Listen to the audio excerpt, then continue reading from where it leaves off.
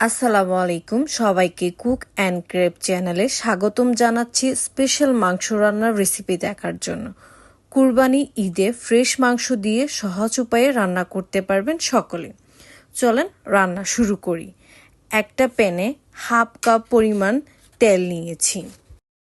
তেল গরম হয়ে গেলে দিয়ে দিব 2টা এলাচ, 2টা তেজপাতা, 2টা দারচিনি আর হালকা শাহি জিরা। এবার আমি 3টা ছোট পেঁয়াজ পাতলা করে স্লাইস করে দিয়ে দিব। এই সময় চুলার আঁচটা মিডিয়াম রেখে ভাজতে হবে যতক্ষণ না পর্যন্ত পেঁয়াজ লাল হয়ে আসছে।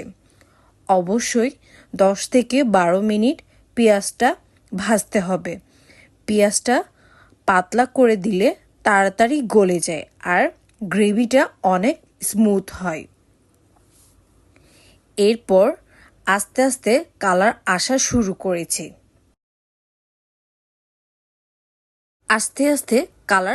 আসা শুরু করেছে। এবার দিয়ে দিতে হবে 2 চা চামচ রসুন বাটা এবং তার সাথে দিয়ে দিব 4 চা চামচ আদা বাটা। রসুন বাটা থেকে আদা বাটা বেশি দিতে হবে। সাথে দিব পেঁয়াজ বাটা 4 চা চামচ। এবার চুলার আঁচ মিডিয়াম রেখে আস্তে আস্তে ভালো করে ভেজে নিতে হবে যতক্ষণ না পর্যন্ত আদা রসুন পেঁয়াজ বাটার গন্ধ না যাচ্ছে ততক্ষণ পর্যন্ত ভাজতে হবে। অর্থাৎ 2 থেকে 2.5 মিনিট কুক করে নিতে হবে। আমি ঢাকনা দিয়ে কিছুক্ষণ ভেজে নিচ্ছি। ঢাকনা খুলে আমি কিছুক্ষণ নাড়াচাড়া করছি।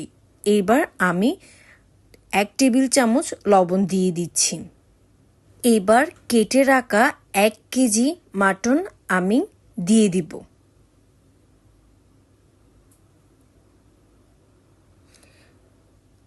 চুলার আঁচ বাড়িয়ে কষাতে হবে যতক্ষণ না পর্যন্ত মাটনের কালার চেঞ্জ না হয়ে আসছে। 10 থেকে 15 মিনিট সময় নিয়ে কষালে ভালো হয়।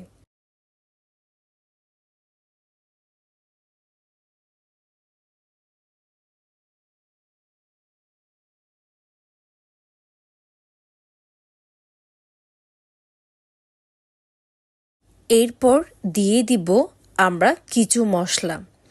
1 কেজি মাটনের জন্য দিয়ে দিব 2 টেবিল চামচ লাল মরিচের গুঁড়া, হাফ টেবিল চামচ হলুদ গুঁড়া, 1 টেবিল চামচ জিরা গুঁড়া, হাফ টেবিল চামচ ধনিয়া গুঁড়া এবং হাফ টেবিল স্পুন গরম মশলার গুঁড়ো। এবার আমরা সকল কিছু মাটনের সাথে মিশিয়ে নিব। এরপর আমরা সময় নিয়ে মাংসের সাথে মশলাগুলো ভুনে নিব। ভালো করে নেড়েচেড়ে নিব আমরা। ঢাকনা দিয়ে 4 থেকে 5 মিনিট কষিয়ে নিব। পরপর নড়াচড়া করতে হবে। এই রেসিপিতে যত কষাবেন মাংসটা তত খেতে মজা হবে। নড়াচড়া করার পর যখন দেখবেন মাংসের উপর তেল ভেসে উঠেছে বুঝবেন মাংসটা কষানো হয়ে গেছে। তখন দিয়ে দিব কেটে রাখা মরিচ আর কেটে রাখা টমেটো কুচিগুলো আমরা দিয়ে দিব। এরপর ভালো করে নড়াচড়া করতে থাকব।